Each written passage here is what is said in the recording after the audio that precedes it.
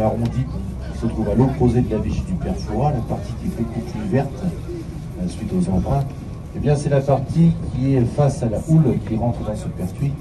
Eh bien, auparavant, il y avait un brise-lames ici, à cet endroit-ci, et à l'opposé, au niveau de la hauteur de la vigie du Père Fouras, dans la partie sud, il y avait un havre d'abordage.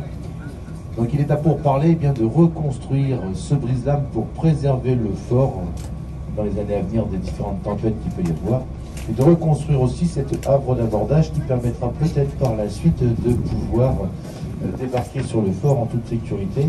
Et bien sûr, la plateforme qui est de l'autre côté viendrait à disparaître. Donc a priori, les travaux devraient commencer à partir de l'année prochaine, normalement.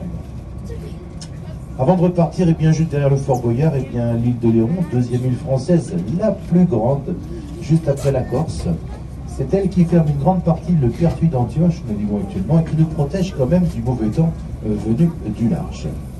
Toute la partie boisée que vous apercevez, la forêt des Saumonards qui borde une bonne partie de la côte est de l'île, et ensuite à la hauteur de tous les bateaux qu'on peut apercevoir le long de la plage, eh bien vous avez l'entrée de Boyarville, peut-être que certains d'entre vous connaissent.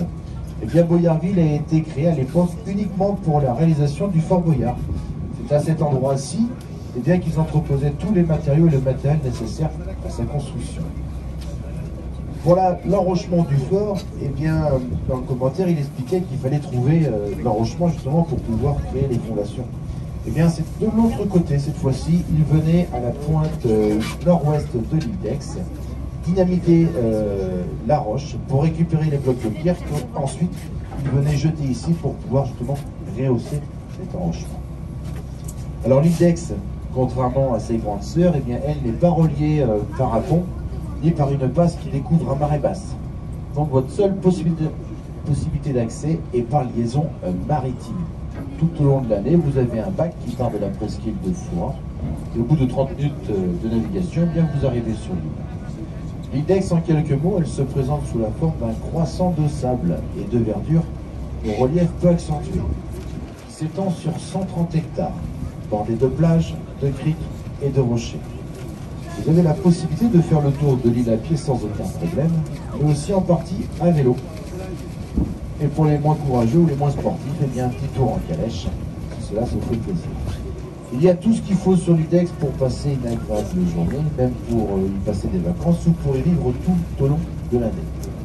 Elle fait partie des plus petites communes de France, car au dernier recensement, elle comptait une moyenne de 130 habitants. Qui y résident toute l'année. Par contre, il faut savoir que pendant la belle saison, juillet-août, c'est plus de 250 000 visiteurs qui posent le pied dessus. Ce qui fait le charme de cette île. Comme ses grandes sœurs, certes la beauté de ses paysages, ses roses trémières, ses maisons basses, eh bien c'est qu'il n'y a aucun véhicule à moteur qui est autorisé à circuler dessus. Donc c'est de la tranquillité assurée, surtout si vous avez des enfants. Ce côté-ci de l'île, eh bien, vous offre deux plages. La plus petite, la plage des Dauphins, ils ne sont pas trop cassés la tête, sur l'île d'Aix. Et la plus grande, la grande plage. Ces deux phares, vous pouvez apercevoir à la couleur rouge et jaune, et blanc, pardon.